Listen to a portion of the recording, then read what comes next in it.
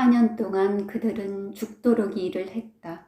이웃에서도 제르베즈와 쿠프는 사이가 좋은 부부로 소문이 나 있었다.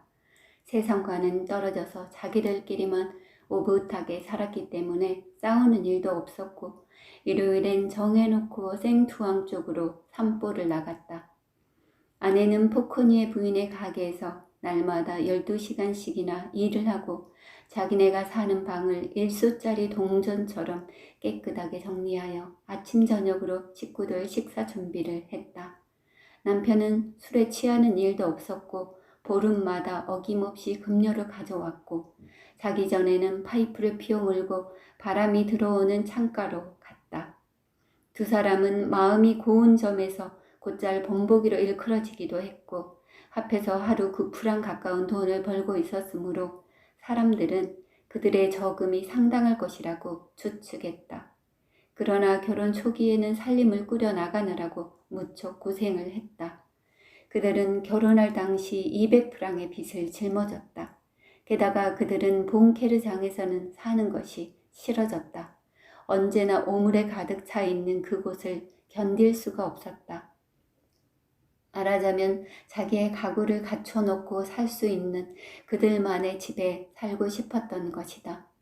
두 사람은 몇 번이나 새 집 마련에 필요한 금액을 계산했다. 우선 자질구레한 세간들을 간수하기에 걱정이 없고 필요한 때에 큰 냄비랑 작은 냄비를 마음대로 사용할 수 있는 집을 마련하려면 대강 350프랑은 필요했다. 2년 동안 그런 큰 돈을 저축한다는 것은 도저히 불가능하다고 절망에 빠져 있을 즈음 뜻밖에도 좋은 기회가 찾아왔다. 플라상 마을의 어느 노신사가 두 아이 중 형 클로드를 중학교에 보내주고 싶다고 제의해 온 것이었다.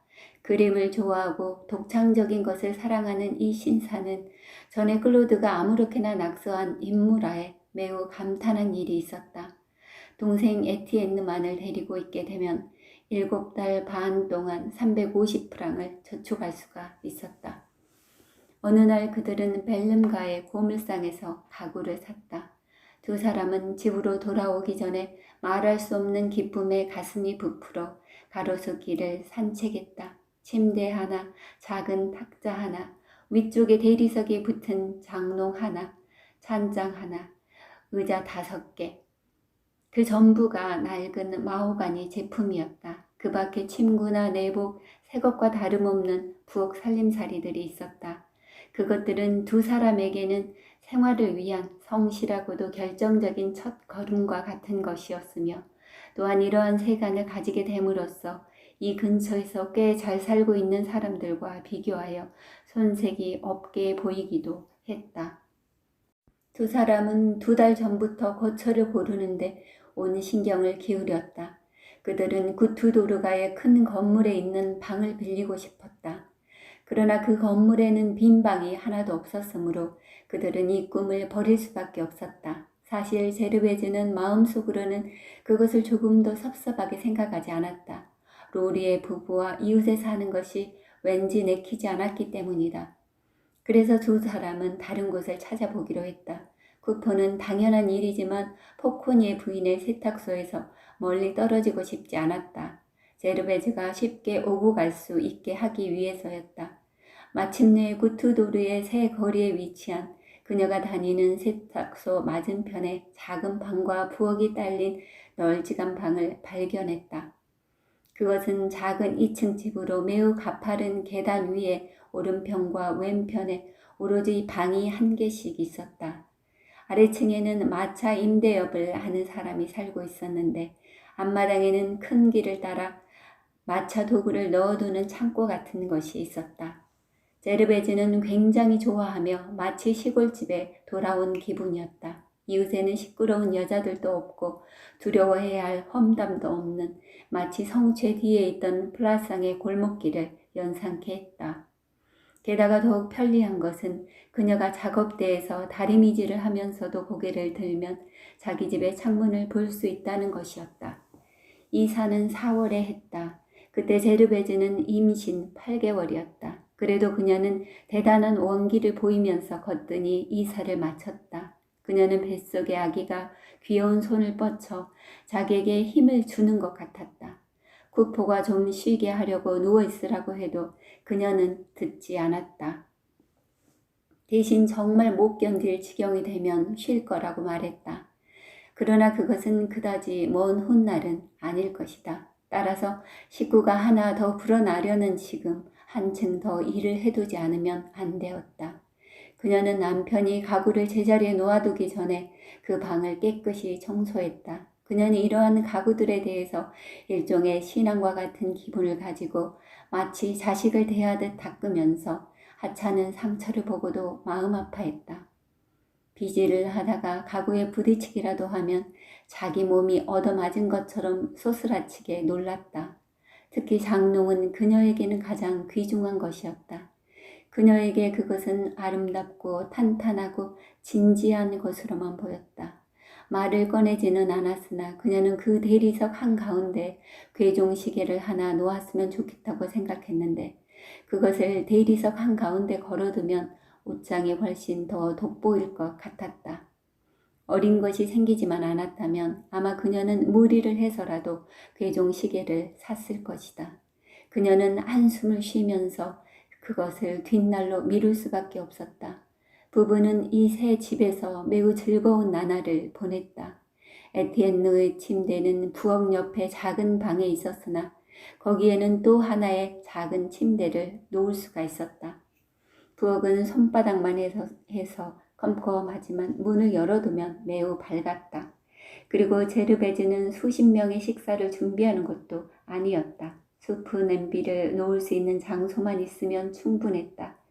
큰 방은 그들의 자랑거리였다. 아침에 그들은 침실의 하얀 캘리코 커튼을 닫았다. 그러면 그 방은 곧 한가운데 식탁이 있고 찬장과 장롱이 양쪽에서 마주보고 있는 식당으로 변했다. 난로는 하루에 15수의 석탄이 들었으므로 쓰지 않고 두었다. 대리석 위에 놓인 작은 난로는 몹시 추울 때만 사용했는데 그것은 하루 7수의 비용으로 두 사람을 따뜻하게 해주었다. 구포는 방을 장식하기 위해 될 수 있는 대로 벽을 치장했다. 프랑스의 장군이 손에 지팡이를 들고 대포와 탄환 사이를 걷고 있는 기다란 판화가 거울 대신 걸려 있었다. 장롱 위에는 성냥을 넣어두는 황금색으로 빛나는 헌 자기 성수반의 좌우에 가족 사진이 두 줄로 놓여 있었다. 찬장의 선반 위에는 파스칼과 베랑제의 흉상이 짝을 이루어 있었는데 한쪽은 장중하게 다른 한쪽은 상냥하게 비둘기 시계 곁에서 그 똑딱거리는 소리를 듣고 있는 것처럼 보였다. 그야말로 아름다운 방이었다. 우리가 집세를 얼마나 내고 있는지 맞춰보세요. 제르베즈는 찾아오는 사람들에게 항상 이것을 묻곤 했다. 그리고 손님들이 그 방세를 사실보다 비싸게 보는 사람이 있으면 그녀는 우쭐해하며 매우 싼 값으로 이렇게도 쾌적하게 살 수 있는 것이 너무나 즐겁다는 듯이 다음과 같이 말하는 것이었다. 150프랑이에요. 한 푼도 더 받지 않아요. 어때요? 공짜 같죠? 구투도리의 새 거리에 산다는 것 자체가 그들을 만족시켰다. 제르베즈는 그 방에서 살면서 언제나 자기 집에서 포코니의 부인의 세탁소로 출근했다. 구포는 밤이 되면 아래층으로 내려가 입구에 디딤대에서 파이프를 피워 물었다. 보도가 없는 망가진 포석 거리는 오두막길이었다. 언덕 위 구투도르 가쪽에는 때 묻은 유리창이 끼어있는 침침한 상점이나 구두방, 통장이집, 수상적인 식료품점과 잡화점 그리고 수주일 전부터 파산해서 덧문을 내려놓고 그 위에 광고가 빽빽이 붙어있는 술집 등이 있었다. 반대쪽 그러니까 파리 쪽의 거리에는 5층 건물들이 하늘을 뒤덮을 듯 서 있었고 그 1층에는 세탁소가 즐비하게 모여 있었다. 단 한 집 작은 마을에나 있을 듯한 이발소가 녹색으로 칠한 가게 앞에 엷은 빛깔의 병을 가득히 늘어놓고 매우 깨끗하게 닦여진 구리 쟁반의 날카로운 빛으로 침침한 구석을 제법 밝게 해주고 있었다. 그러나 이 거리가 밝게 붐비는 곳은 중앙에 건물들이 드물고 지대가 낮아서 공기나 햇빛도 한결 아래까지 내려오는 곳이었다. 마차 임대업자 창고와 그 옆에 탄산수를 만드는 공장, 맞은편의 공동 세탁장 등은 조용하고 넓은 자리를 차지하고 있었다. 그 안에서 세탁부들의 낮은 목소리와 증기기관의 규칙적인 기계 소리가 고요함을 한층 더하고 있었다. 안쪽이 깊숙한 지형과 검은 벽 사이로 들어간 골목길이 그 일대를 시골 마을처럼 만들었다. 쿠퍼는 비눗물이 끊임없이 흐르고 있는 땅 위를 이따금 지나가는 사람들이 뛰어넘는 것을 재미있다는 듯이 바라보면서 5살 때 삼촌을 따라서 지나간 시골길이 생각난다고 말했다. 제르베즈를 즐겁게 하는 것은 창문 위쪽에 안뜰에 심어놓은 한 그루의 나무, 그것은 단 하나의 가지만 길게 뻗고 서 있는 아카시아 나무였다. 그것은 별로 변변치 못한 푸른 잎이었지만 그래도 그 거리 전체를 매력 있게 해주었다. 제르베즈가 아이를 낳은 것은 4월의 마지막 날이었다. 오후 4시경 포코니의 부인의 집에서 커튼 한 장을 다리미질하고 있을 때 첫 진통이 왔다. 그녀는 곧 집으로 가고 싶었지만 몸을 비틀면서 진통이 좀 가라앉으면 다시 다리미질을 했다. 커튼은 급한 주문이었으므로 무슨 일이 있어도 그것만은 마치고 싶었다. 게다가 이 진통이 단순한 배앓이일지도 모르는 일이었다. 배가 좀 아프다고 제멋대로 집으로 돌아갈 수는 없었다. 그러나 남자의 셔츠를 다리려 할 즈음에는 얼굴빛이 파래졌다. 그래서 몸을 잔뜩 구부리고 벽에 기대며 거리를 가로질러 집으로 돌아가지 않으면 안 되었다.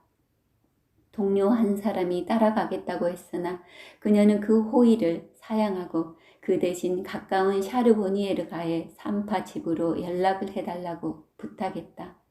떠들썩하게 서두를 필요는 없었다. 하필이면 밤에 이런 꼴을 당하게 되다니 하고 중얼거리면서 집에 가서 쿠포의 저녁 준비라도 해보자. 그러고는 옷을 입은 채 침대에 잠깐 누워서 쉬면 괜찮겠지 하고 생각했다. 그러나 계단에서 그녀는 심한 진통을 느끼고 다시 몸을 잔뜩 구부리지 않으면 안 되었다. 그러고는 신음소리가 새어나오지 않도록 두 손으로 입을 막았다. 혹시 다른 남자들이 올라오다가 이런 꼴을 보게 되면 창피할 것 같았기 때문이다. 이윽고 고통이 멎었다. 그녀는 몸이 좀 수월해지자 출산의 기미가 안 일는지도 모른다고 생각하며 방문을 열었다. 그날 밤 그녀는 양고기 삼겹살로 찜을 만들기로 했다. 감자 껍질을 벗기고 있는 동안에는 아무 일도 일어나지 않았다. 양고기가 작은 냄비에서 반쯤 익을 무렵이 되자 진땀이 나며 다시 배가 아프기 시작했다. 그녀는 화덕 앞에서 서성내며 솟아나는 굵은 눈물방울 탓에 앞이 잘 보이지 않는데도 버터 소스를 휘젓고 있었다. 애를 낳는다고 해서 쿠포를 굶길 수는 없지 않은가. 양고기찜이 재를 뿌린 불 위에서 익어가고 있었다. 그녀는 방으로 들어왔다. 식탁에 식기를 준비할 정도의 겨를은 있을 것 같았다. 그러나 황급히 포도주병을 내려놓지 않을 수가 없었다. 이미 침대까지 갈 기력도 없었다. 그녀는 바닥에 쓰러진 채 구두를 닦는 헝겊 위에다 아이를 낳았다. 15분 뒤에 산파가 와서 산후 처리를 해주었다. 함석직공은 날마다 병원에서 일을 하고 있었다. 제르베즈는 그의 일에 방해가 될까봐 그를 부르러 가지 못하게 했다. 그가 7시에 돌아왔을 때 그녀는 침대에 창백한 얼굴로 누워 있었다. 갓난아이는 쇼울에 쌓여 어머니 발 밑에서 울고 있었다. 아, 엄마가 됐구려. 쿠퍼는 제르베즈에게 키스를 하면서 말했다. 1시간 전 내가 작업장에서 농담이나 하고 있을 때 당신은 산고를 겪고 있었군. 그래도 순산이어서 다행이야. 재채기를 하는 동안에 쑥 나와버렸으니까. 그녀는 힘없이 웃었다. 그리고는 나지막하게 말했다. 계집애예요. 잘 됐어. 나는 계집애를 주문해뒀으니. 어때? 주문한 대로가 아니요? 당신은 무엇이든 내가 주문한 대로 한다니까. 함석직공은 아내를 안심시키려고 농담조로 말했다. 그러고는 갓난애를 안아 올리면서 말했다. 어디 좀 보자, 이 지저분한 아가씨야. 그런데 왜 이리도 거무냐? 그러나 곧 하얗게 될 테니 걱정은 말아라. 착한 여자가 돼야지 몹쓸 여자가 돼선 안 돼요. 아빠와 엄마처럼 커서 성실한 사람이 돼야 해요. 제르베즈는 매우 진지한 표정으로 아기를 바라보았다. 그러나 그 눈은 점차 슬픔으로 흐려졌다. 그녀는 고개를 가로저었다. 쿠포는 사내 아이를 가지고 싶었을 것이다. 사내라면 이 파리에서는 언제라도 난관을 헤쳐나갈 수가 있고 그다지 위험을 무릅쓰지 않아도 될 것이기 때문이었다. 산파는 쿠포의 손에서 어린 것을 빼앗아야 했고 또한 제르베즈에게는 말하는 것을 금했다. 산모 곁에서 이렇게 떠드는 것은 몸에 좋지 않았다. 그때 함석직공은 어머니와 로리의 부부에게 이 사실을 알려야 한다고 말했다. 그러나 그는 몹시 시장했으므로 우선 저녁부터 먹어야겠다고 생각했다. 그가 스스로 식사 준비를 하며 고깃찜을 가지러 부엌으로 가서 그것을 수프 접시에 담아 먹고 빵이 어디 있는지를 몰라 쩔쩔매고 있는 것을 보고 있으니 제르베즈는 조바심이 났다. 그래도 산파가 말리는데도 불구하고 그녀는 한숨을 쉬며 이불 속에서 몸을 뒤틀었다. 식사 준비를 하지 못한 것은 역시 바보 같은 일이 아닐 수 없었다. 그러나 진통 때문에 한 대 얻어맞은 것처럼 자리에 쓰러졌기 때문에 어쩔 수 없었다. 불쌍한 남편은 저런 엉성한 식사를 하면서 침대 위에 태연하게 누워있는 자기를 못마땅하게 생각할 것이다. 그녀는 감자가 잘 익었는지 그것에 소금을 넣었는지조차 기억이 잘 나지 않았다. 잠자코 있어요. 산파가 외쳤다. 저 사람이 애를 태우지 않게 할 수는 없을 거요. 당신이 없다면 저 사람은 틀림없이 일어나서 빵을 썰어줄 거요. 잠자코 누워 있어요. 잘못하면 몸을 망쳐요. 조리만 잘하면 2주 뒤면 거뜬히 일어날 수 있을 테니. 아주 맛있어, 당신이 만든 찜은. 산파 아주머니, 함께 식사라도 합시다. 어때요? 쿠포는 볼이 미어지게 음식을 먹으면서 말했다. 산파는 사양했다. 그러나 그녀는 포도주 한 잔을 마시고 싶다고 말했다. 그것은 가엾게도 산모와 아기가 바닥에 쓰러져 있는 것을 보고 너무나 놀랐기 때문이라고 말했다. 이윽고 쿠포는 친척들에게 알리러 나갔다. 30분쯤 뒤에 그는 어머니와 로리의 부부 그리고 마침 로리의 집에 와 있던 르라 등을 데리고 왔다. 모두들 데리고 왔어. 하는 수 없었어. 모두들 당신을 보고 싶다는 거야. 말은 하지 말아요. 몸에 좋지 않으니까. 다들 저쪽에서 당신을 바라고 보고만 있을 테니까. 난 커피라도 맛있게 끓이겠어. 쿠포가 외쳤다. 그는 부엌으로 사라졌다. 로리의 부부는 쿠포 부부가 잘 살고 있는 것을 두 눈으로 보고 마음이 부드러워져서 제르베즈를 매우 칭찬했으나 확실한 판단은 두고 봐야 안다는 투로 턱을 흔들고 눈을 깜빡이면서 뒤를 두는 신용을 했다. 말하자면 그들은 제르베즈의 사람됨은 충분히 알고 있었으나 이웃 사람들의 의견을 외면할 수는 없다는 것이었다. 쿠퍼 어머니는 제르베즈에게 키스를 하고 아이의 덩치가 크다고 칭찬을 했다. 다른 두 여자도 산모의 볼에 요란스레 키스를 했다. 그러고는 세 사람은 침대 앞에 서서 큰 소리로 해산에 관한 이야기를 나누었는데 그들은 해산이 마치 이 하나 뽑는 정도밖에는 되지 않는다는 투로 말했다. 르라는 갓난애를 세밀히 살펴보고는 튼튼하다고 말하고 틀림없이 굉장한 여자가 될 것이라고 덧붙였다. 그러고는 머리가 너무 뾰족한 것을 보고 둥글게 해주려고 마구 울어대는 것도 상관없이 가볍게 주물러 주었다. 로리의 부인은 화를 내며 갓난애를 빼앗았다.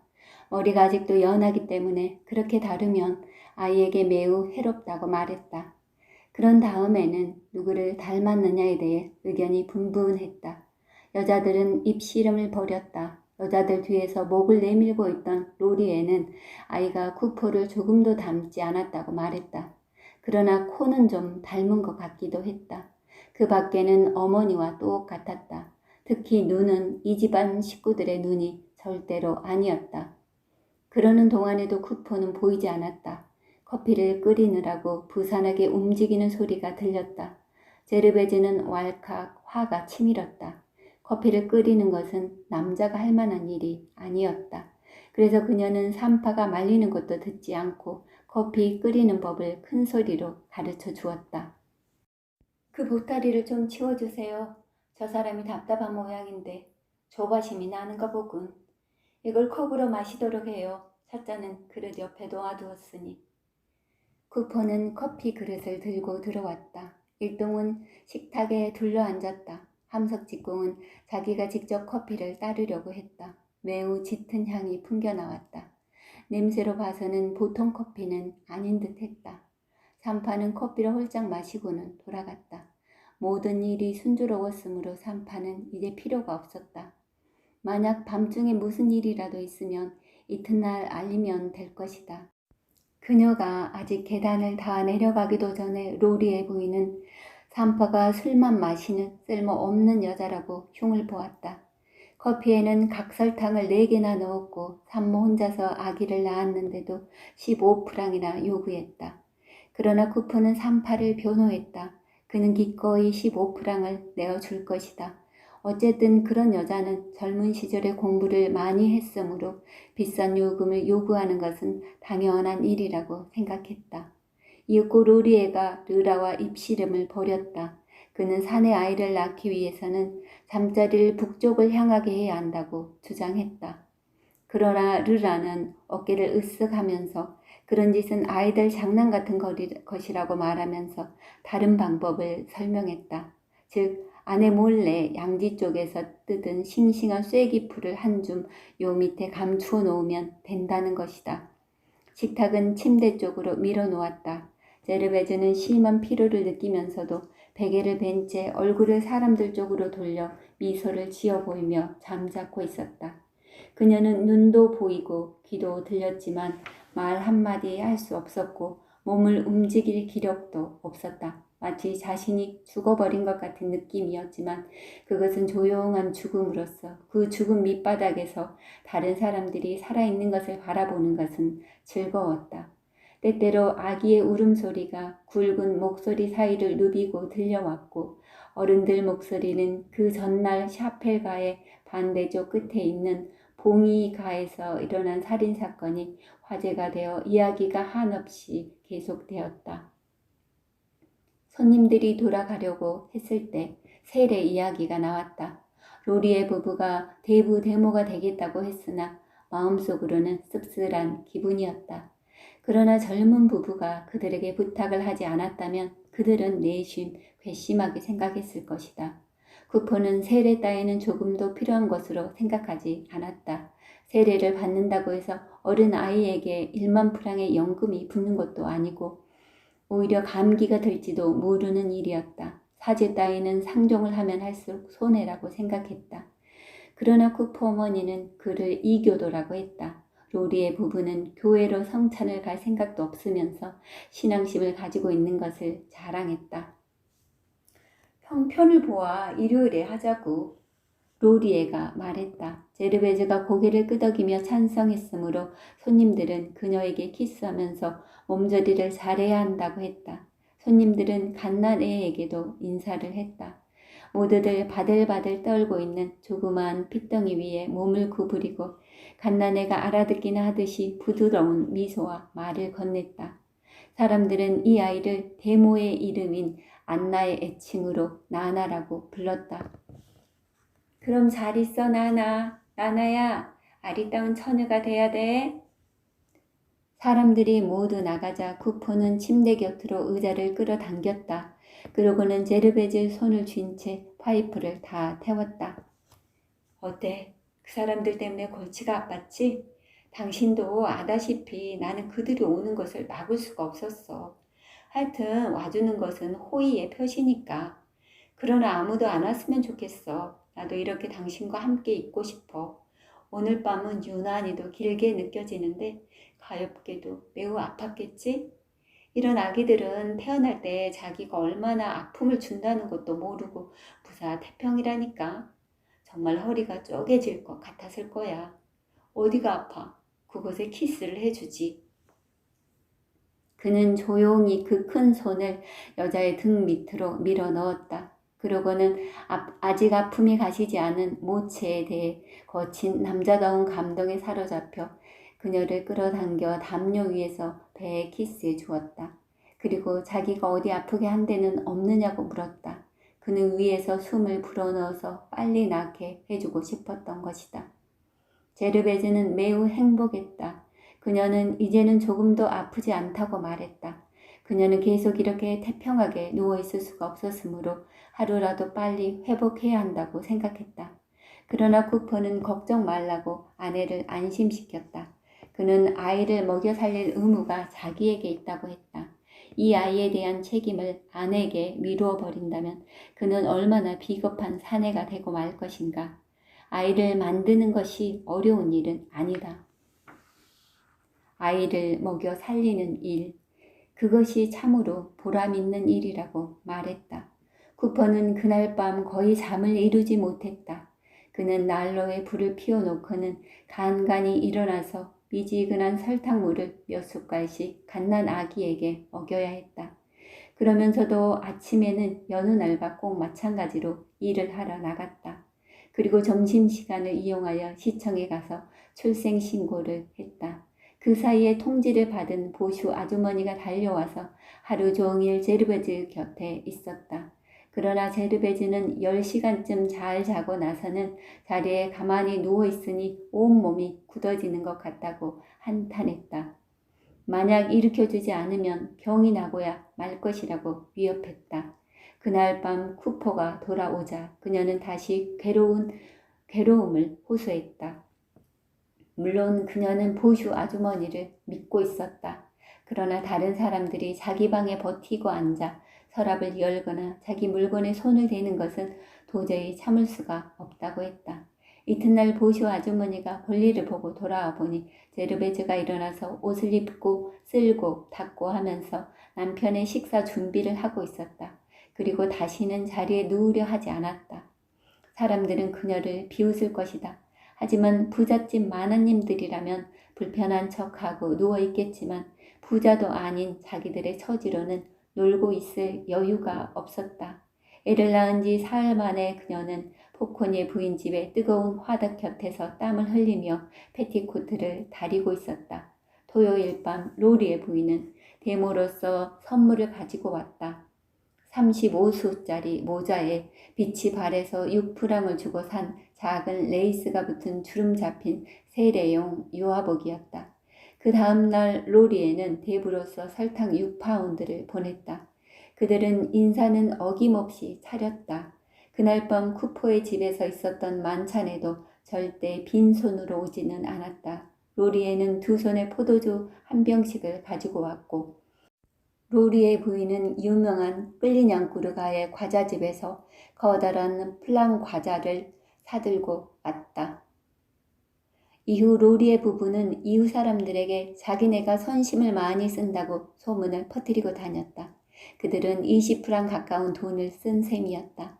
제르베즈는 그들의 수다스러운 이야기를 듣고는 가슴이 답답했다.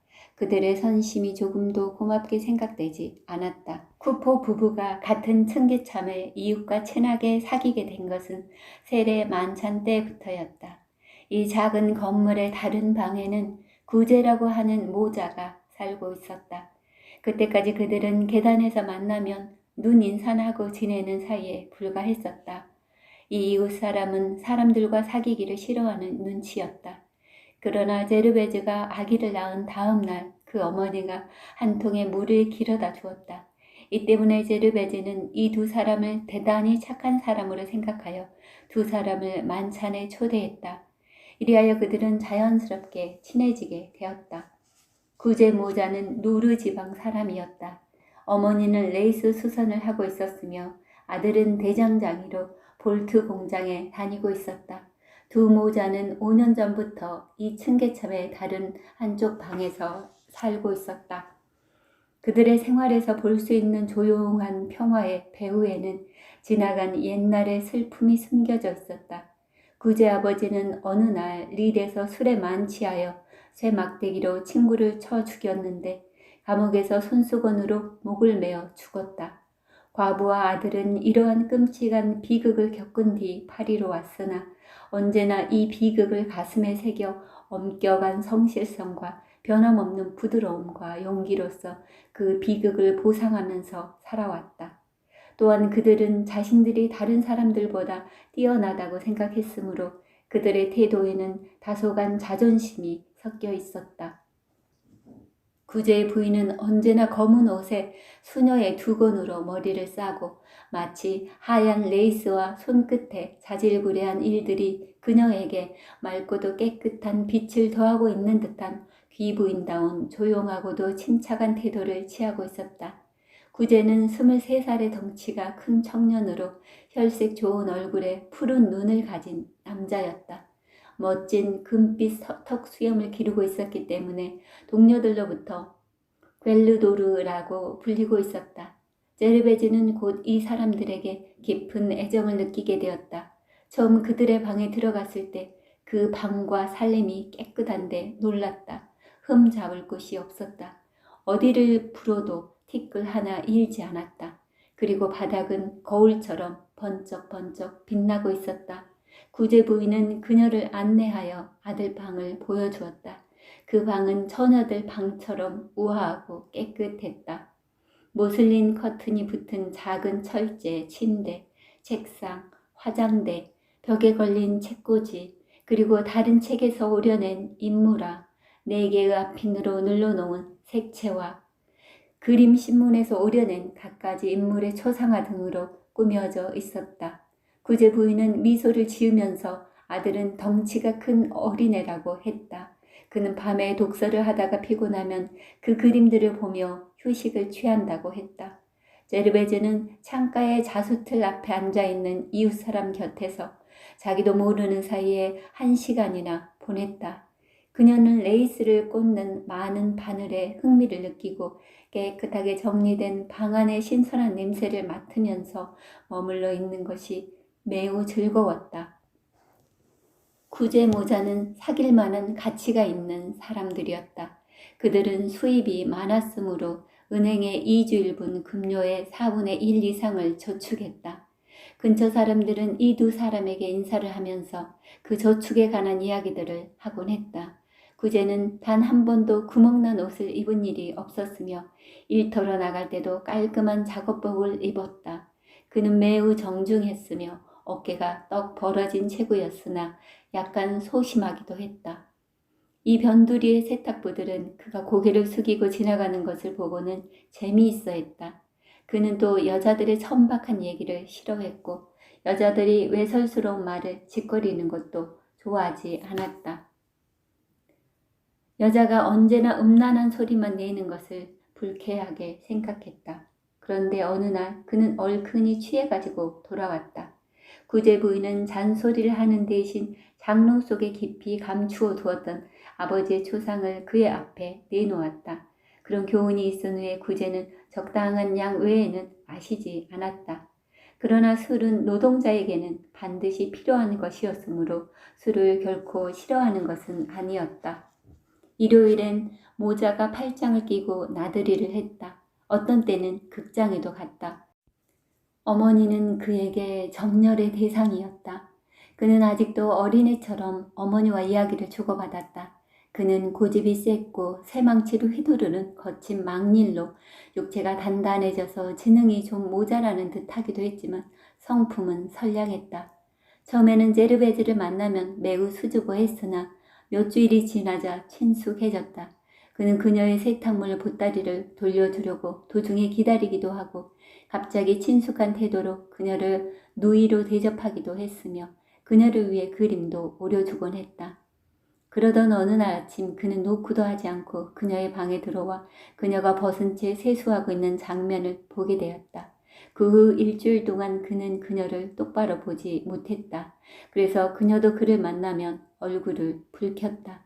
카테가시스는 파리 사람 특유의 달변으로 구제를 바보 취급했다.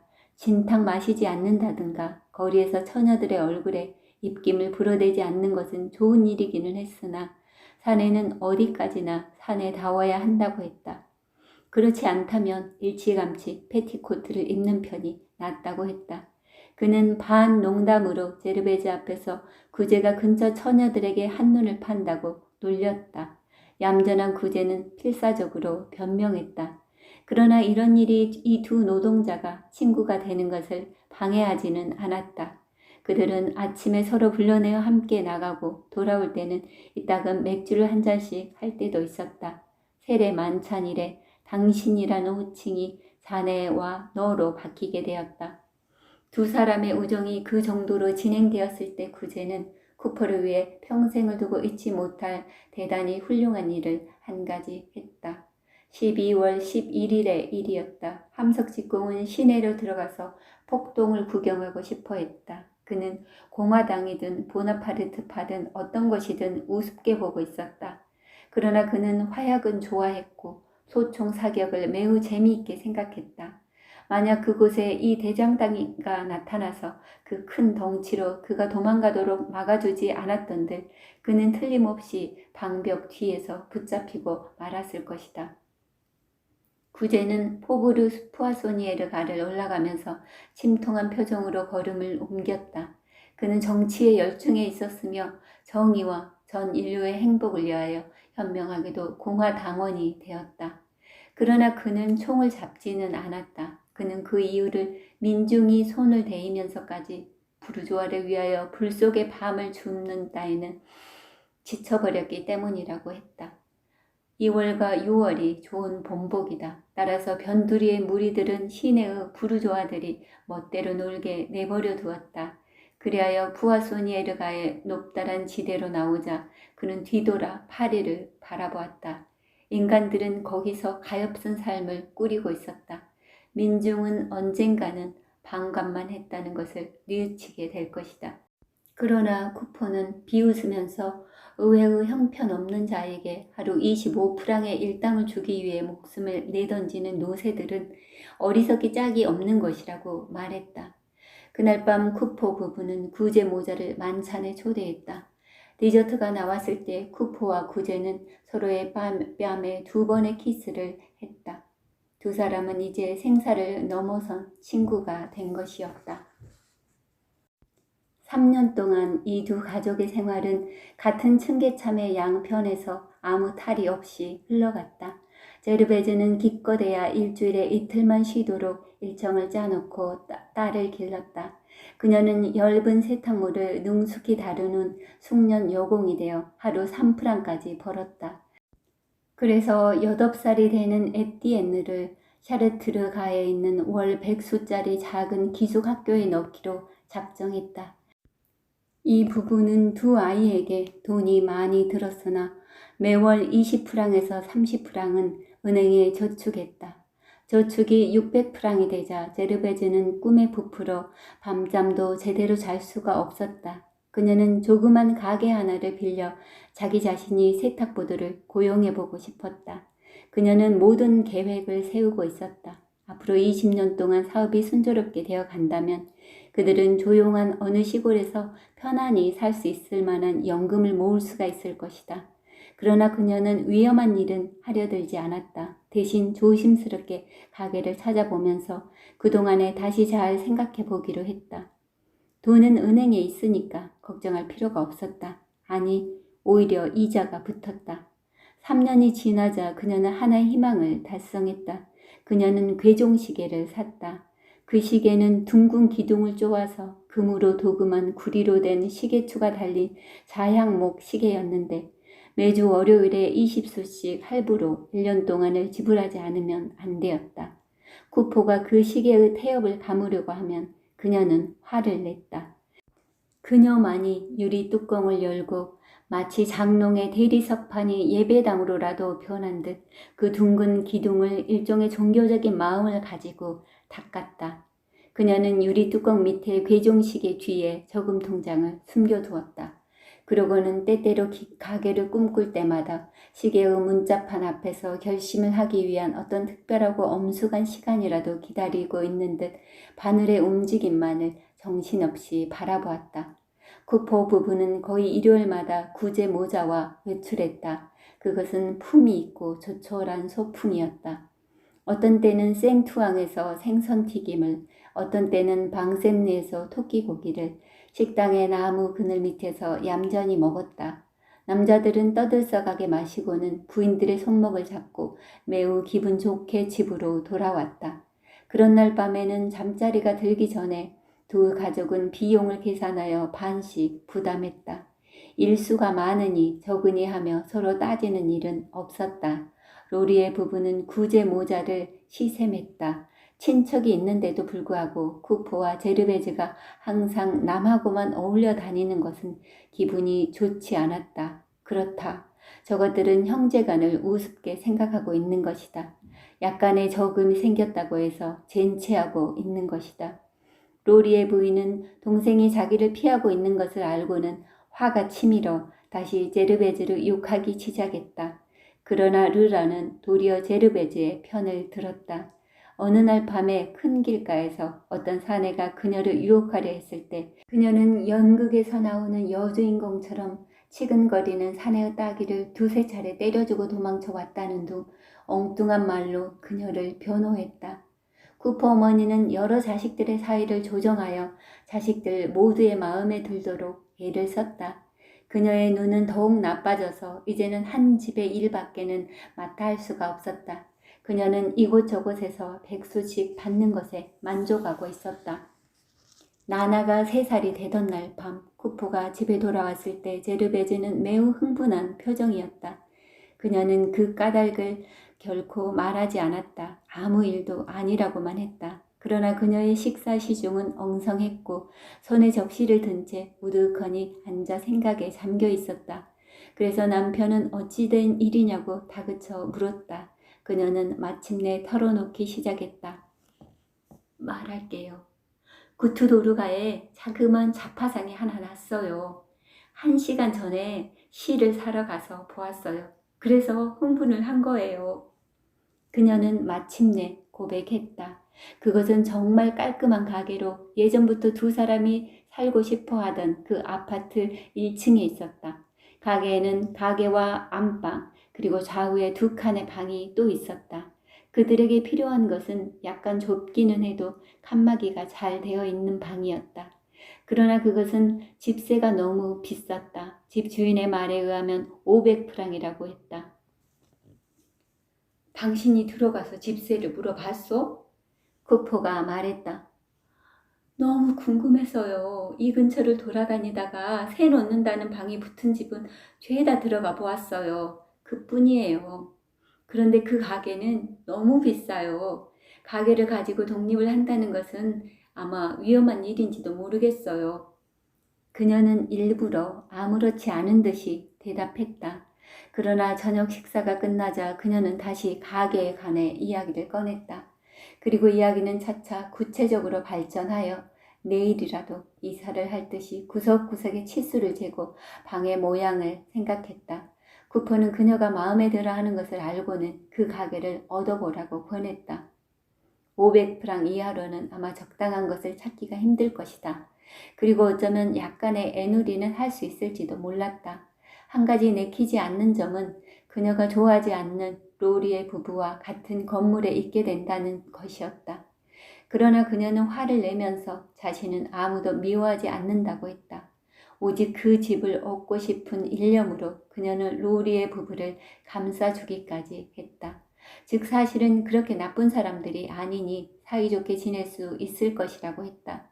잠자리에 들자 쿠퍼는 이내 잠이 들었으나 그녀는 그 집을 얻기로 결정을 한 것도 아니었으나 방을 꾸미는 따위의 일에 골똘히 생각하고 있었다.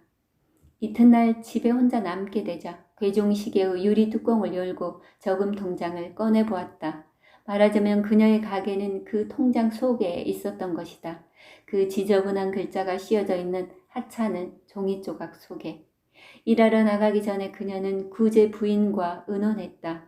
구제 부인은 독립된 가게를 가진다는 그 계획에 전적으로 찬성했다. 그녀의 남편 같은 술을 마시지 않는 착한 사람이라면 절대로 가게를 들어먹을 걱정은 없을 것이라고 했다. 점심때 그녀는 로리의 부부에게도 의견을 구하러 갔다. 형제들에게 감추고 있는 것처럼 보이기가 싫어서였다. 로리의 부인은 그 이야기를 듣고 깜짝 놀랐다. 뭐라고? 지금 절름발이가 가게를 갖는다고? 그러나 로리의 부인은 도려내듯이 아픈 가슴을 간신히 쓸어내리며 매우 기뻐하는 신용을 해보였다. 그러고 보니 그 집은 쿠퍼 부부에게 안성맞춤이었다. 제르베즈가 얻으려고 하는 것도 당연한 일이다. 그러나 마음을 가라앉히고 남편과 합세하여 안뜰에 습기가 찬다는 것과 1층 방에는 볕이 잘 안 드는 결점 따위를 이야기해 주었다. 정말 그곳은 관절염을 얻기에 적당한 곳인지도 모른다고 말해 주었다. 그러나 결국 얻기로 한 것이므로 그들의 의견도 그녀의 뜻을 꺾을 수는 없었다. 그날 밤 제르베즈는 만약 그 가게를 얻지 못한다면 병이 날지도 모른다고 웃으면서 솔직히 털어놓았다. 그러나 최종 결정을 하기 전에 그녀는 쿠퍼를 데리고 가서 구조를 보이고 집세를 좀 깎아보려고 하고 싶었다. 당신만 좋다면 내일 나시온가에 있는 우리 회사로 와요. 돌아가는 길에 구트도르가로 들르도록 합시다. 그 당시 쿠퍼는 신축 중인 4층 건물의 지붕 공사를 마무리하고 있었다. 그날은 마침 마지막 함석을 붙이기로 되어 있었다. 지붕은 평평한 편이었으므로 2개의 발판 위에 큰 덧문을 얹어놓고 작업대로 쓰고 있었다. 5월의 아름다운 태양이 굴뚝을 황금색으로 물들이면서 서산으로 넘어가고 있었다. 그리고 맑게 갠 하늘 아래서 함석 직공은 작업대에 몸을 굽히고 양복 재단사가 반바지를 마름질하듯 큰 가위로 함석을 조용히 자르고 있었다. 이웃 건물의 벽 쪽에서 17살짜리 조수인 키가 늘씬한 금발의 젊은이는 큰 풀물을 움직여 풍로에서 불을 일으키고 있었다. 풀물을 움직일 때마다 불꽃이 가루가 되어 튀며 흩어졌다. 이봐, 지도르, 인두를 달궈줘! 쿠퍼가 외쳤다. 조수는 햇빛을 가득히 받아 희끄무레한 붉은 숯불 속으로 배견을 붙인 인두를 집어넣었다. 그러고는 풀무지를 했다. 쿠퍼는 마지막 함석판을 집어들었다. 그것은 빗물바지 가장자리에 있는 지붕 끝에 깔려고 남겨둔 것이다. 그곳에는 급한 경사가 져 밑으로는 도로가 구멍처럼 깊게 패어 있었다. 함석 직공은 집에 있을 때와 마찬가지로 헝겊 구두를 신고 오 작은 염소여 라는 곡을 휘바람으로 나직이 불어대며 더듬더듬 앞으로 나아갔다. 구멍 앞으로 오자 몸을 살며시 미끄러뜨려 벽돌 굴뚝의 한쪽 팔꿈치를 괴고 몸을 지탱하면서 보도 중간 허공에 몸을 띄웠다. 다리는 허공에서 흔들리고 있었다. 지도르를 부르기 위해 몸을 젖혔을 때 눈 아래는 보도였기 때문에 그는 벽돌 기둥 한 모퉁이를 꽉 잡았다. 바보 녀석, 인도를 줘. 이 키다리 녀석아, 내가 아무리 하늘을 쳐다봐도 종달새가 저절로 이거 떨어지는 않는다고. 그러나 지도르는 서두르지 않았다. 부근의 지붕이나 파리 안쪽에 그르넬르 쪽에서 피어오르는 하얀 연기를 재미있다는 듯이 바라보고 있었다. 불이 났는지도 모른다. 그러나 그는 다가와서 배를 지붕에 대듯이 엎드려 구멍 위에 머리를 내밀었다. 그러고는 인두를 쿠퍼에게 건네주었다. 쿠퍼는 함석에 납땜질을 시작했다. 한쪽 엉덩이로 앉기도 하고 한쪽 발끝으로 서기도 하고 손가락 하나로 몸의 균형을 유지하기도 하고 몸을 구부리고 펴거나 하면서 그는 매우 침착하게 행동했다. 그는 태연자약하고 뻔뻔스럽고 익숙해져 있어서 위험 따위는 개의치 않았다. 속속들이 다 알고 있는 일이라 도로 쪽이 오히려 그를 두려워하는 것 같았다. 그는 언제나 파이프를 물고 있었으므로 이따금 돌아보고는 길거리에 침을 뱉었다. 어렵소? 보시 아주머니, 이봐요, 보시 아주머니. 그는 갑자기 외쳤다. 그는 보슈 아주머니가 거리를 가로질러 가는 것을 보았다. 그녀는 목소리의 주인공이 쿠포라는 것을 알았다. 그리하여 지붕 위와 보도 사이에서 대화가 시작되었다. 그녀는 두 손을 앞치마 밑으로 감추고 코를 하늘로 치켜 올렸다. 쿠포는 일어서서 왼팔을 굴뚝에 휘어 감은 채 아래를 내려다보았다. 집사람 못 보셨습니까? 그가 물었다. 아니, 못 봤어요. 보슈 아주머니가 대답했다. 여기에 오기로 했수? 나를 보러 온다고 했는데 다들 별거 없으시죠? 고마워요. 내가 몸이 좀 안 좋거든요. 끌리난 꾸르 가로 양고기를 좀 사러 가는 길이에요. 물냉루즈 옆에 푸주간에서는 16수가 아니면 팔지 않으려 하니까요. 그때 마차 한 대가 지나갔기 때문에 두 사람은 소리를 높였다. 그들이 한껏 목소리를 높여 주고받는 이야기를 듣고 자그마한 노파 한 사람이 창가의 모습을 나타냈다. 그 할머니는 그곳에서 가만히 팔을 괴고 앞집 지붕 위에 있는 남자가 언제쯤 떨어질 것인지 기다리고 있는 듯 흥미로운 표정으로 바라보고 있었다. 그럼 잘 있어요. 일에 방해가 됐어요. 보슈 아주머니는 다시 외쳤다. 쿠포는 돌아보며 지도루가 내미는 인도를 받았다. 그러나 보슈 아주머니가 그곳을 떠나려고 할 때 맞은편 보도에 나나의 손을 잡고 제르베즈가 오고 있는 것이 보였다. 그녀는 그것을 함석 직공에게 알리려고 고개를 다시 쳐들었다. 그때 젊은 아내가 침착하게 그녀의 입을 막았다. 자신이 갑자기 나타나 놀란 남편이 혹시 떨어지지는 않을까 걱정되기 때문이었다. 4년 동안 작업장으로 남편을 찾아온 적은 단 한 번밖에 없었다. 오늘이 두 번째였다. 그녀는 남편의 모습을 바로 볼 수가 없었다. 남편이 하늘과 땅 사이에 참새도 날지 않을 곳에 매달려 있는 것을 보자 온몸에 피가 거꾸로 흐르는 느낌이었다. 물론 기분이야 좋지 않겠지. 우리 집 양반은 재단사니까 그런 위험은 없지만은 보슈 아주머니는 말했다. 그야 처음에는 나도 하루 종일 불안했어요. 머리가 깨져 들어오는 모습이 언제나 눈앞에 아른거렸죠. 이젠 그렇지는 않지만 사람은 모든 일에 익숙해지기 마련인가 봐요. 먹고는 살아야 하고 하여튼 매우 비싼 빵을 먹고 있는 셈이죠. 차례를 기다리기가 지루해서 미리 죽고 싶어 하는 것처럼 언제나 목숨을 내걸고 있으니까요. 그녀는 입을 다물고 나나가 그 광경을 보고 놀라지 않을까 하여 스커트 속에 그 애를 감추었다. 그런 다음 새파랗게 질려서 자기도 모르게 위를 올려다 보았다. 마침 쿠퍼는 빗물바지 곁에서 함석판 끝에 납땜질을 하고 있었다. 그는 될 수 있는 대로 몸을 미끄러뜨렸으나 그 끝까지 닿지는 않았다. 그래서 노동자 특유의 유연한 동작으로 태평스럽게 천천히 모험을 했다. 잠시 그는 큰 길 바로 위에 몸을 내밀고 아무것도 붙잡지 않은 채 침착하게 일을 했다. 밑에서 쳐다보니 그 면밀한 솜씨로 다루어지는 인두 밑에 납땜에 하얗고 조그만 불꽃이 튀고 있는 것이 보였다. 제르베즈는 참을 수 없는 불안에 애원하듯 기계적으로 두 손을 치켜 올렸다.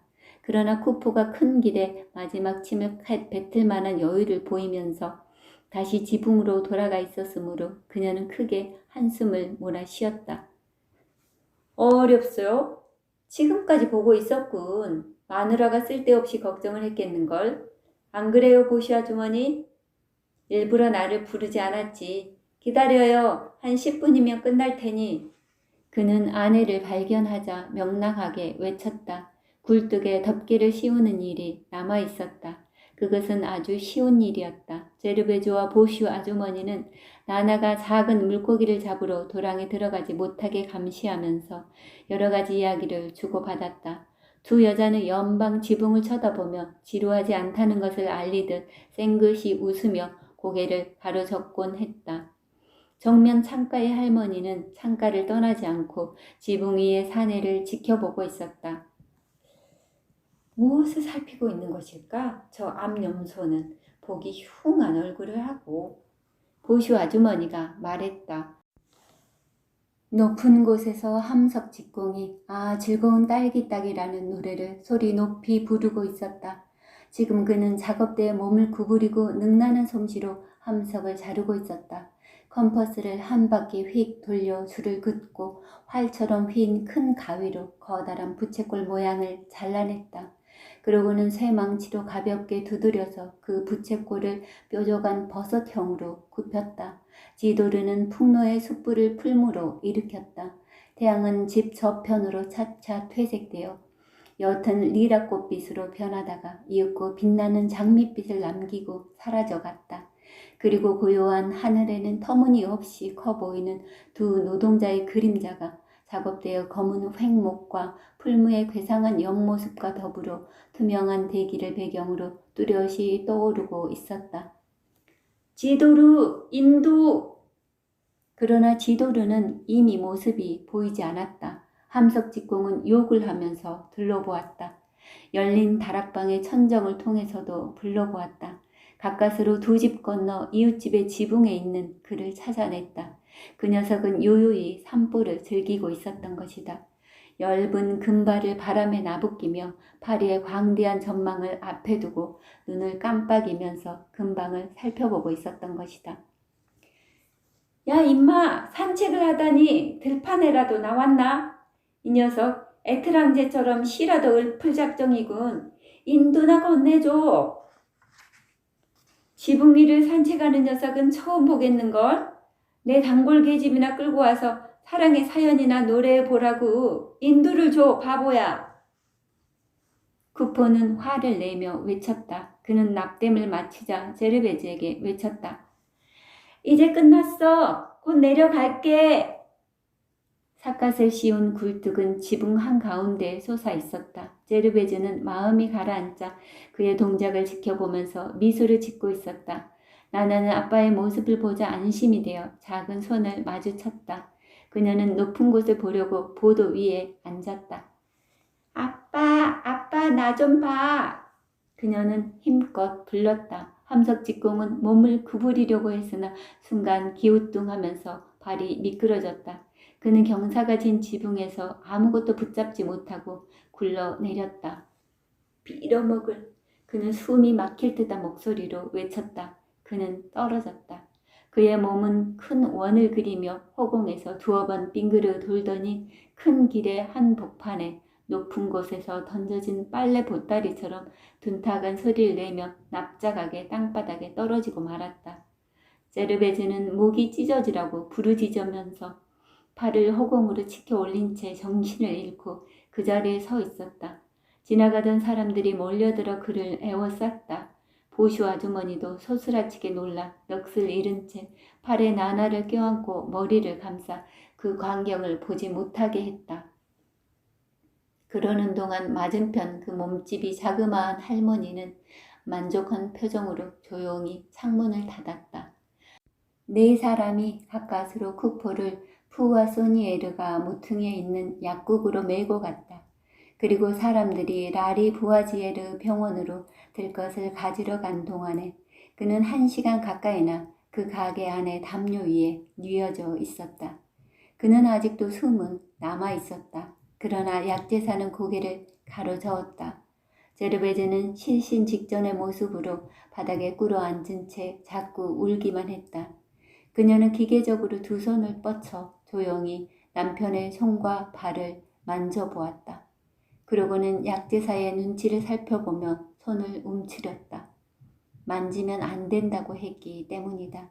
그러나 잠시 후 그녀는 남편의 체온이 있는지 없는지를 확인하고 싶기도 하고 또 그것이 남편을 위하는 것이라고도 생각하며 다시 한번 만져보았다. 겨우 들 것이 와서 병원으로 간다는 말을 듣고 그녀는 일어서서 침착하게 말했다. 아니에요. 병원이 아니에요. 우리 집은 구투도르의 새 거리에 있어요. 남편을 집으로 데리고 가면 그 치료비가 훨씬 비싸다고 설명을 해보았지만 소용이 없었다. 그녀는 완강히 주장했다. 구투도르 새 거리로 가주세요. 입구는 내가 가르쳐 드리겠어요. 당신들이 무슨 관계가 있나요? 돈은 내가 가지고 있어요. 내 남편이에요. 내 남편이에요. 난 그렇게 하고 싶어요. 할 수 없이 사람들은 구포를 집으로 데리고 갈 수밖에 없었다.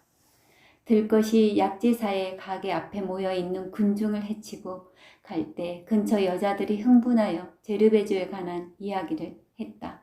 경박한 여자. 저 여자는 절름발이긴 하지만 야무진 여자다.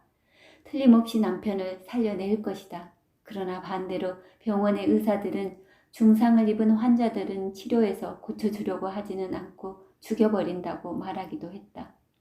보쇼 아주머니는 나나를 데려다 준 후에 돌아와서 사건의 경위를 흥분으로 몸을 떨면서 상세히 이야기했다. 양고기를 사러 가는 도중 그곳을 지나치면서 떨어지는 것을 봤어요. 아이 때문이에요. 그 양반은 애를 보려고 했던 거예요. 그래서 떨어진 것이라고요. 무서운 일이지. 두 번 다시 볼 수 없는 참혹한 광경이지. 어머, 내 정신 좀 봐. 양고기를 사와야지. 일주일 동안 쿠퍼는 매우 쇠약해져 있었다. 친척, 이웃 사람들 모두 그는 어차피 죽을 것이라고 생각했다. 의사는 왕진료를 백수나 요구하는 비싼 의사였는데 내상을 걱정했다. 그 말은 심각한 공포를 불러일으켜 이웃에서는 함석직공의 심장이 충격으로 떨어져 나갔다는 소문이 돌기도 했다. 오직 제르베즈만이 밤을 새우면서 화려한 얼굴을 하고 있으면서도 진지하고 단호한 확신을 가지고 동요하지 않았다. 남편은 오른쪽 다리가 부러졌다. 그것은 모두들 알고 있었다. 그러나 다리는 곧 본래대로 회복될 것이다. 그것뿐이다.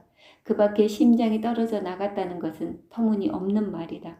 자기가 그 심장을 원상복귀시켜 줄 것이다. 그녀는 심장을 원상복귀시키는 방법을 알고 있었다. 자상한 돌봄과 청결, 변함없는 애정이 있으면 고칠 수 있었다. 열이 나면 곁에서 손으로 비벼주기만 하면 된다. 그것으로 남편을 낫게 할 수 있을 것으로 굳게 믿었다. 추워도 의심하지 않았다. 꼬박 일주일을 그녀는 서 있었다. 거의 말이 없이 오로지 남편을 살리는 데만 전심전력을 다하며 애들도 어리도 마을 전체도 완전히 잊었다. 아흐레가 되는 날 마침내 의사가 환자에게 별다른 이상이 없음을 보증하자 그녀는 다리에 힘이 쭉 빠지고 등뼈가 아파와서 눈물에 젖은 채 의자에 쓰러지고 말았다. 그날 밤 그녀는 마음 놓고 침대 다리에 기댄 채 2시간 동안 잠을 잤다. 쿠퍼의 재난으로 일가 친척들 사이에서는 법석이 일어났다. 쿠퍼 어머니는 여러 날 밤을 제르베즈와 함께 지냈다. 그러나 9시가 되면 의자에서 잠이 들었다. 르라는 밤마다 일터에서 돌아오는 길에 쿠퍼의 용태를 알기 위해 먼 길을 마다 않고 들렀다. 로리의 부부는 처음에는 하루 3번씩이나 와서 밤샘을 하겠다고 하면서 제르베즈를 위해 안락의자를 가져다 주기도 했다. 그러나 얼마 안 가서 환자를 간호하는 방법에 대해서 입씨름이 벌어졌다. 로리의 부인은 치료 방법을 알고 있어서 지금까지 많은 사람을 살린 일이 있다고 주장했다. 그녀는 또 이 젊은 여자가 자기를 동생의 침대에서 멀리 밀어내려 한다고 맹렬히 비난했다. 틀림없이 절름발이에게는 쿠포를 완쾌시켜야 할 깊은 까닭이 있는데 그것은 만약 그 여자가 나시온가에 가서 이를 방해하지만 않았던들 그는 떨어지지 않았을 것이기 때문이라는 것이었다. 그런데 그녀가 하는 방식으로는 동생을 죽이고 말 것이라고 주장했다. 쿠퍼가 고비를 넘기자 제르베즈는 전처럼 극성스럽게 병상을 지키는 일은 그만두었다. 이제는 그가 죽지는 않을 것으로 생각되었다. 그래서 별다른 경계도 하지 않고 사람들을 가까이 가게 했다. 일가 친척들은 방 안에 버티고 있었다. 회복에는 오랜 시간이 걸릴 것이 분명했다. 의사는 넉 달이라고 했다. 함석직공이 오래 누워있게 되자 로리의 부부는 제르베즈를 바보라고 했다. 남편을 집으로 데리고 온 것이 회복을 늦추었다는 것이었다. 병원에 있었다면 2배는 빨리 일어났을 것이라고 했다. 로리에는 자기가 라리 부아지에르 병원에 입원하는 것을 1초도 주저하지 않았을 것이라고 했다. 그 증거로 어디든 좀 아픈 데가 있어 봤으면 했다. 로리에는 그 병원에서 태어난 어떤 부인을 알고 있었는데 그 부인은 아침 저녁으로 병아리밥 먹는다고 했다. 한편 로리의 부부는 넉 달 동안의 회복기에 이 부부가 필요로 하는 비용을 몇 번이나 계산해 보았다. 우선 일을 하러 나갈 수 없는 날수, 그리고 치료비, 약값, 병 후에 사용할 고급 포도주와 불고기 등 만약 쿠포 부부가 그 얼마 안 되는 저금을 죄다 까먹을 정도에서 그친다면 다행한 일이 아닐 수 없을 것이다. 그러나 결국 그들은 부채를 떠안게 될 것이다. 그것은 충분히 예상할 수 있는 일이었다. 그러나 그것은 엄밀히 말하면 동생 부부의 일이었다. 특히 그들은 형제들을 의지해서는 안 되었다. 형제들 가운데 환자를 집에서 간호할 만한 부자는 없었다. 절름발이에게는 안 된 일이지만 그건 사실이었다. 그녀도 여느 사람과 같이 남편을 입원시키는 편이 나았을 것이다. 그녀는 완전히 거만한 여자가 되어버리고 만 것이다. 어느 날 밤 로리의 부부는 갑자기 제르베즈에게 짓궂은 질문을 했다. 그런데 이야기하던 가게는 언제 얻을 작정이야? 그래, 관리인이 아직도 기다리고 있어요? 로리에도 비웃었다. 제르베즈는 숨이 막혔다. 그녀는 가게에 관한 일을 완전히 잊고 있었다. 그러나 이 사람들은 가게는 앞으로 가망이 없다고 생각하고 짓궂게도 내심으로 기뻐하고 있었던 것이다. 그날 밤부터 그들은 사실상 수포로 돌아간 그녀의 꿈을 놀려줄 기회를 노리고 있었던 것이다. 그리고 무엇이든 실현될 수 없는 희망을 이야기할 때는 그들은 제르베즈가 큰 길가에 번들거리는 가게의 안주인이 되는 날까지 보류하기로 했다. 그러고는 뒤로 돌아서서 드러내놓고 비웃었다. 그녀는 좋지 않은 억측은 하고 싶지 않았으나 로리의 부부는 사실 쿠퍼의 재난으로 구투도르가의 세탁소를 개업하지 못하게 된 것을 매우 만족스럽게 생각하고 있는 것처럼 보였다. 그래서 그녀도 웃어넘기며 남편을 완쾌시키기 위해서 자기가 얼마나 돈을 아끼지 않고 쓰는가를 보여주려고 했다. 그리고 그들의 면전에서 괴종시계의 유리 뚜껑 밑에서 은행의 저금 통장을 꺼낼 때마다 그녀는 밝은 표정으로 말했다. 나가서 가게를 얻어놔야죠. 그녀는 한꺼번에 저금을 죄다 인출할 생각은 없었다. 장롱 속에 너무 많은 돈을 간직해 두지 않으려고 100프랑씩 인출했다. 그녀는 어떤 기적이 일어나서 저금을 더 이상 꺼내 쓰지 않아도 되도록 갑자기 남편이 완쾌될 수는 없을까 하는 생각을 멍청이 하곤 했다. 은행에 갔다 올 때마다 그녀는 아직도 은행에 남아있는 금액을 종이 쪽지에 계산해 보았다. 그것은 확실하게 정리를 해두기 위해서였다. 잔액은 자꾸 줄어들어갔지만 그리 걱정하지는 않았다. 그녀는 분별 있는 태도로 침착한 미소를 띠고 저금이 얼마나 줄어들었는가를 계산했다. 불행이 닥쳐올 때 손에 돈을 가지고 유용하게 쓴다는 것 자체가 이미 하나의 위안이 아니겠는가. 그녀는 아무런 후회도 없이 조심성 있게 통장을 유리뚜껑 밑에 괴종시계 속에 보관했다. 구제 모자는 쿠퍼가 누워있는 동안 제르베즈에게 매우 친절했다. 구제 부인은 언제나 기꺼이 그녀의 심부름을 해주었다. 밖으로 나갈 때는 설탕이나 버터나 소금 따위가 필요하지 않느냐고 묻곤 했다.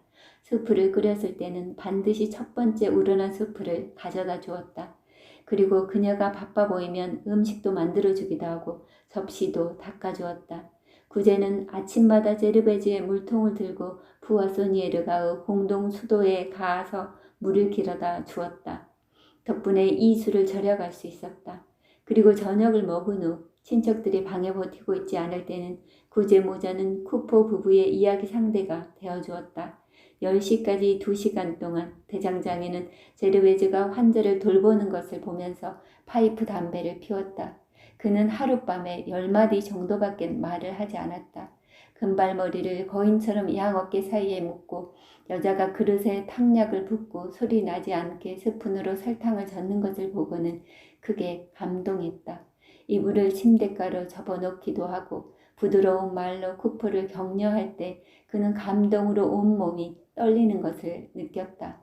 지금까지 이렇게 친절한 여자를 만나본 적이 없었다. 다리를 전다는 것쯤 아무런 허물도 될 수 없었다. 그녀는 하루 종일 남편 곁에서 몸을 아끼지 않고 간호한다는 그 이상의 장점을 가지고 있었기 때문이다. 말로 표현할 수조차 없었다. 그녀는 식사를 하는데도 15분 이상은 소비하지 않았다. 끊임없이 약제사에게 달려가고 지저분한 물건에 코를 들이대기도 하고 모든 것을 방 한 칸에서만 처리하는데도 방안을 깨끗이 정돈했다. 그런데도 밤에는 불평 한마디 없이 언제나 상냥하게 선체로 졸았다. 그녀는 그만큼 지쳐 있었다.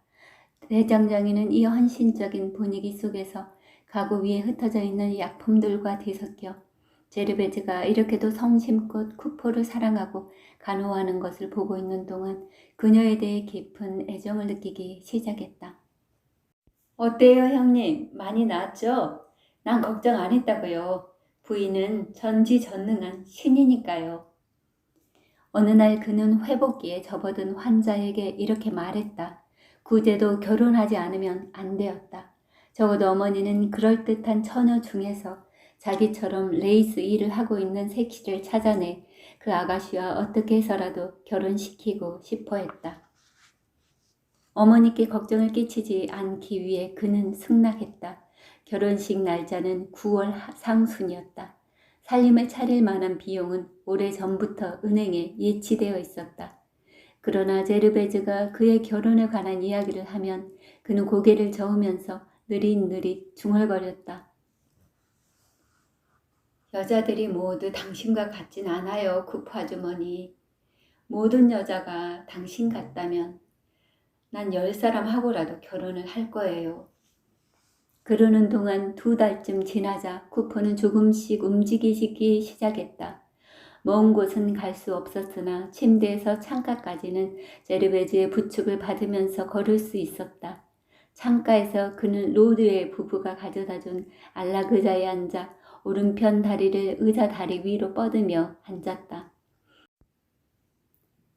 얼음이 얼거나 비가 오는 날 남이 다리를 부러뜨렸다면 놀려되었을 이 익살꾼도 자신의 상처에 대해서는 매우 짜증을 내고 있었다. 그는 철학이 빈곤했다.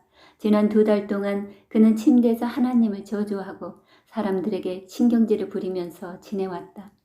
끈으로 다리를 동여맨 채 누워서 지내는 것은 정말 사는 것이라고 할 수가 없었다. 그는 천장 모양을 샅샅이 살펴보았으므로 침실의 천장 구석에 벌어진 틈을 눈을 감고도 그려낼 수가 있었다. 안락의자에 앉으면 거기에는 거기대로 또 다른 괴로움의 씨가 있었다. 이런 곳에서 언제까지나 미라처럼 못 박혀 있어야 하는가. 거리를 내려다보아도 그다지 재미있는 일이라고는 없었다. 아무도 지나가지 않았다. 하루 종일 표백분 냄새가 풍겼다. 그는 자신이 너무나 늙어버린 것 같았다. 성체가 어떻게 변했는지 그것만이라도 알 수 있다면 10년쯤 목숨이 줄어도 괜찮을 것 같았다. 그러고는 운명에 대해서 격렬한 저주를 끊임없이 되풀이했다. 자기의 부상은 당연히 자신에게 일어나서는 안 되는 일이었다. 그것은 자기처럼 게으르지도 않고 술도 마시지 않는 선량한 노동자에게 떨어질 운명은 아니었을 것이다. 아마도 다른 사람에게 일어났다면 그는 이치를 깨달을 수도 있었을 것이다. 우리 아버지는 어느 날 술에 취해서 목별을 부러뜨렸지. 그것이 당연한 것이라고 할 수는 없지만 그래도 이치에는 맞거든. 나는 술을 한 모금도 마시지도 않았어. 세례교인처럼 얌전하게 한 방울의 술도 마시지 않았거든. 그리고 나나에게 한번 싱긋해 보이려는 순간 갑자기 떨어져 버렸으니 그건 너무하는 짓이야. 만약 하느님이라는 것이 있다면 이건 완전히 엉터리 재판이야. 난 절대 그런 건 안 믿겠어. 그는 말했다. 다리가 회복되어감에 따라 그는 노동이라는 것에 대해서 막연한 원망을 품게 되었다. 홈통을 타고 고양이 같은 나나를 보내는 것은 질색이었다. 부르조아 녀석들은 절대로 바보가 아니다. 그들은 겁장이었으므로 위험을 무릅쓰면서까지 사다리를 기어 올라가지는 않으며 난로를 피운 방구석에 버티고 앉아 불쌍한 인간들을 비웃으면서 자기 대신 그들을 죽음의 위험으로 몰아넣고 있는 것이다. 그리고 누구든 자기 지붕의 함석은 자신이 붙여야 한다고 생각했다. 정의라는 이름으로 반드시 그렇게 되어야 했다. 비를 맞기 싫으면 무엇이든 뒤집어 쓰면 되는 것이다. 그는 다른 직업, 말하자면 깨끗하고 위험이 적은, 예를 들면 반목 세공사와 같은 기술을 배워두지 않았던 것을 후회했다. 그것은 또한 아버지의 잘못이기도 했다. 아버지라는 사람들은 어째서 자식들에게 자기의 직업을 이어받게 하는지 그야말로 바보 같은 습관이 아니고 뭔가. 그로부터 2달 동안 쿠퍼는 목발을 짚고 걸어 다녔다. 처음에는 거리로 내려가서 출입구에서 파이프 담배를 피울 정도였다. 그리고 다음에는 가로수 길까지 나가서 볕을 쬐거나 몇 시간이고 의자에 앉아있기도 했다. 그는 다시 명랑한 기분을 되찾았다. 그의 재치 있는 언변은 오랫동안 쉬고 있는 사이에 더욱 날카로워졌다. 그리고 이러한 생활을 통하여 살아가는 즐거움과 함께 손발을 길게 뻗고 근육을 감미로운 잠 속으로 빠뜨려 넣으면서 아무 일도 하지 않고 놀고 먹는 기쁨을 알게 되었다. 그것은 마치 게으름이 환자의 회복기를 틈타 피부로 스며들어 그를 즐겁게 하는 한편 마비시키면서 차차 정복해 가는 것과 같았다. 그는 거의 건강을 회복하여 농담도 곧잘 하게 되고 이 인생을 아름다운 것으로 생각하면서 어째서 인생이 영원히 계속되지 않는 것인지 그 까닭을 궁금히 여겼다. 목발이 필요 없게 되자 그는 전보다도 더 멀리 산보를 나갔으며 친구들을 만나러 여러 작업장을 돌아다녔다. 그는 건축 중인 건물 앞에서 팔짱을 끼고 웃음을 띠며 고개를 저었다. 그러고는 땀을 뻘뻘 흘리고 있는 노동자들을 비웃었다. 뼈가 부서지도록 일을 한 결과가 어떻게 되는지를 다리를 뻗어 보여주기도 했다. 이와 같이 다른 사람들이 일하는 앞에서 그들을 비웃는 것은 그의 노동에 대한 원망을 만족시켰다. 물론 그도 다시 일을 시작할 것이다. 일을 하지 않을 수는 없었다. 그러나 최대한 그것을 늦출 생각이었다. 일에 대한 그의 열정이 식은 것은 사실이었다. 그리고 조금쯤 암소 흉내를 내보는 것도 별로 나쁜 일은 아니었다. 쿠퍼는 오후 시간에 지루하면 로리의 부부에게로 올라갔다. 부부는 그를 매우 불쌍히 여겨 모든 친절을 다해 그의 마음을 사로잡았다. 결혼 초기의 몇 년간은 그도 제르베즈의 영향을 받아 그들과 가까이 지내지 않았다. 그러자 그들은 그가 아내를 두려워하고 있다면서 그를 빈정거렸다. 그러면 내가 사나이가 아니란 말인가? 그러나 로리의 부부는 매우 신중한 태도로 제르베즈의 미덕을 지나칠 정도로 축혀 올렸다. 쿠퍼는 이들과 입씨름을 할 필요는 없었으므로 제르베즈에게 그의 누이가 칭찬하고 있다는 것을 말하고 누이에 대해서 나쁜 감정을 가지지 말도록 부탁했다. 이 부부의 첫 부부싸움은 에티엔느 때문에 일어났다. 함석 직공은 그날 오후 로리의 부부 집에서 보냈다. 돌아와 보니 저녁 준비도 아직 되어 있지 않는 데다가 아이들은 수프를 달라고 떠들고 있었으므로 그는 그 소란이 에티엔느 때문이라고 생각하여 두어 대쯤 패주었다. 그러고는 1시간가량 잔소리를 늘어놓았다. 이 아이는 자기 친아들이 아니었다. 어째서 이 집에 두고 관대하게 보아주지 않으면 안 되는지 그 까닭을 알 수 없었다. 밖으로 쫓아내 버릴 수도 있을 것이다. 여태까지는 별다른 일 없이 이 아이의 응석을 용서해 왔던 것이다. 이튿날 그는 아버지로서의 위엄을 내세웠다. 사흘 후에는 아침 저녁으로 아이의 엉덩이를 발로 걷어차게 되었다. 그래서 그가 계단을 올라오는 소리가 들리면 아이는 구제 모자의 집으로 도망을 쳤다. 그래서 늙은 레이스 여공은 탁자 한 구석을 치워 그 아이에게 거기서 숙제를 하게 했다. 제르베즈는 이미 오래전부터 일을 다시 시작했다. 그녀는 이제 괴종시계의 유리 뚜껑을 열고 닫을 필요가 없어졌다. 저금은 죄다 까먹어 버렸기 때문이다. 그래서 부지런히 일하지 않으면 안 되었다. 식탁에는 4개의 입이 앉아 있었으므로 네 사람 몫의 일을 하지 않으면 안 되었다. 그녀는 혼자서 모든 식구를 먹여 살렸다. 하지만 쿠포를 변호했다.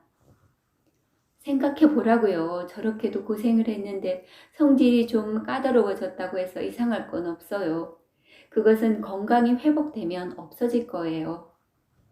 그리고 쿠포가 금방 일을 시작할 수 있을 것이라고 말하는 사람이 있으면 그녀는 그 말에 반박했다. 아니에요. 아직 일러요. 그가 다시 자리에 눕는 것은 보고 싶지 않으니까요. 그녀는 의사가 한 말을 그대로 기억하고 있었다. 그래서 아침마다 그녀는 초조히 굴지 말고 무리를 하지 말도록 되풀이해서 말했다. 사실은 그녀 쪽에서 쿠포가 일터로 나가는 것을 반대했다. 그녀는 쿠포의 조끼 주머니에 20수짜리 은화를 넣어두기도 했다. 쿠포는 그것을 당연한 일처럼 받아들였다. 그는 친절하고 자상한 대접을 받기 위해서 모든 종류의 고통을 호소했다. 6개월이 지나도 회복기는 여전히 계속되었다. 이제는 남이 일하는 것을 보러 나간 날에는 친구들과 한잔하기 위해서 기꺼이 술집도 출입하게 되었다. 물론 술집이 나쁜 곳만은 아니었다. 농담을 짓거리면서 거기서 5분가량 지체하기도 했다. 이것은 그 누구의 체면과도 관계되는 일이 아니었다. 얌전을 빼고 체면을 차리는 인간만이 문간에서 목이 말라 죽을 상을 짓게 될 것이다. 포도주 한 잔이 한 사내를 죽일 리는 만무했으므로 옛날에 친구들이 자기를 놀려댄 것도 당연한 일이었다. 그러나 그는 포도주 외에는 마시지 않는다고 자랑스럽게 말하며 가슴을 쳤다. 그는 언제나 포도주를 마셨고 브랜디 따위는 절대 마시지 않았다. 포도주는 수명을 연장하고 몸에 나쁘지 않으며 그리 취하지도 않았다. 그러나 그는 작업장에서 작업장으로 술집에서 술집으로 돌아다니면서 하는 일 없이 하루를 보낸 다음 다소 얼근해져서 돌아왔다. 제르베즈는 그런 날에는 쿠퍼의 시시껄렁한 소리를 구제 모자가 듣지 않도록 머리가 아프다면서 문을 닫아버렸다. 이러는 동안 제르베즈는 차츰 마음이 울적해졌다. 아침 저녁으로 그녀는 구투도르가로 가게를 보러 나갔다. 그 가게는 아직도 셋집으로 나와 있는 상태였다. 그녀는 어린애처럼 사람들의 눈을 피했다. 이 가게는 다시금 그녀의 머리를 어지럽혔다. 밤에 불이 꺼져도 그녀는 뜬 눈으로 이 가게를 생각하며 금단의 쾌락이 가진 매력을 즐겼다. 그녀는 한 번 더 계산해 보았다. 집세가 250프랑, 도구와 그 밖의 것이 150프랑. 2주일간의 생활비조로 100프랑, 초온계 500프랑. 이것이 최저액이었다. 그녀가 그 이야기를 입 밖에 내지 않는 것은 쿠퍼의 사고 때문에 다 써버린 저금을 아까워하는 것처럼 생각할까 봐서였다. 그녀는 자신도 모르게 그런 희망을 이야기하려다가도 더러운 생각이라도 품고 있었던 것처럼 황급히 꿀꺽 삼켜버리고는 파랗게 질리는 때가 가끔 있었다. 그만큼 큰 돈을 모으기 위해서는 앞으로 4, 5년은 좋게 걸릴 것이다. 지금 곧 가게를 가질 수 없다는 것이 그녀의 괴로움이었다. 그녀는 쿠퍼에게 의지하지 않고 그가 스스로 일할 생각이 날 때까지 몇 달이고 내버려 두어도 어떻게든 살림을 꾸려 나갈 수는 있었다. 그가 아주 명랑한 기분으로 콧내를 부르면서 돌아와서는 술을 한턱 낸 메보트 녀석이 떠벌렸던 우스운 얘기를 한바탕 늘어놓을 때에는 그녀도 남모르는 공포에서 벗어나서 침착하게 앞날에 대한 확신을 가질 수도 있었다. 어느 날 밤 제르베즈가 혼자 방 안에 있을 때 구제가 들어왔다. 그러고는 여느 때와 마찬가지로 좀처럼 돌아가려고 하지 않았다. 의자에 앉아 담배를 피우면서 그녀를 바라보고 있었다. 무슨 심각한 이야기를 꺼내려는 눈치였다. 그는 그것을 적당한 형식으로 나타낼 수가 없어 깊이 생각하고 있는 것처럼 보였다. 무거운 침묵이 흐른 뒤에 그는 마침내 굳은 결심이라도 한 듯 입에서 파이프를 떼고 모든 것을 한꺼번에 쏟아냈다. 제르베즈 아주머니, 내가 돈을 마련해 드릴 수 있게 해주세요. 그녀는 장롱의 서랍에 엎드려 행주를 찾고 있었다. 그녀는 얼굴이 새빨개져서 몸을 일으켰다. 그럼 이 사람은 오늘 아침 거의 10분 동안이나 그 가게 앞에서 넋을 잃고 서 있던 자기의 모습을 본 것일까? 그는 당황한 표정을 지으며 해서는 안 될 말을 한 것처럼 어색하게 웃고 있었다. 그러나 그녀는 단호히 거절했다. 언제 갚을 수 있을는지 알 수도 없는 형편에 돈을 빌 수는 없었다. 그러고 너무나 큰 돈이었다. 그러나 그가 계속 고집하자 그녀는 끝내 큰 소리로 외쳤다. 당신의 결혼은 어떡하고요? 나는 당신이 결혼하기 위해 모아둔 돈을 빌릴 수는 없어요. 정말이에요. 그런 걱정을 하실 필요는 조금도 없습니다. 이번에는 그가 얼굴을 붉히면서 대답했다. 난 결혼 따위는 안 합니다. 그래요. 생각하는 바가 있어요. 정말 당신에게 돈을 빌려드리고 싶어요. 그때 두 사람은 함께 고개를 떨구고 말았다. 두 사람 사이에는 밖으로 드러내 말하진 않았으나 마음을 뭉클하게 하는 어떤 감미로운 것이 있었다. 마침내 제르베즈는 승낙했다.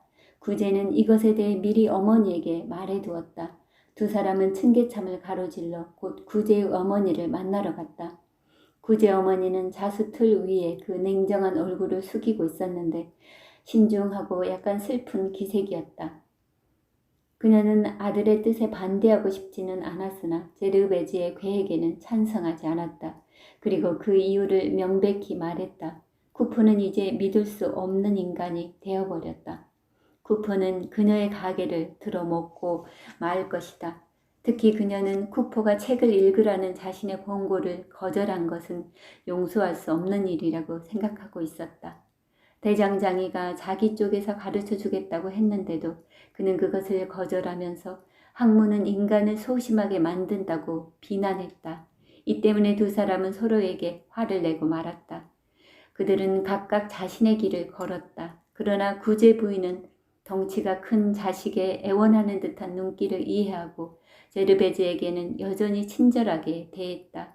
구제 부인은 제르베즈에게 500프랑을 빌려주기로 했다. 매월 20프랑씩 돌려받기로 하고 기간은 별도로 정하지 않기로 이야기가 되었다. 저 대장장이 녀석이 당신에게 눈독을 들이고 있는 것 아니오? 그야 나는 안심이지. 그 녀석은 피할 데 없는 바보 녀석이니까. 녀석의 돈을 갚아야지. 그러나 사실 상대가 깡패 같은 인간이라면 녀석은 깨끗이 당하고 말걸. 쿠포는 그 이야기를 하면서 웃었다. 이튿날 쿠포 부부는 가게를 얻었다.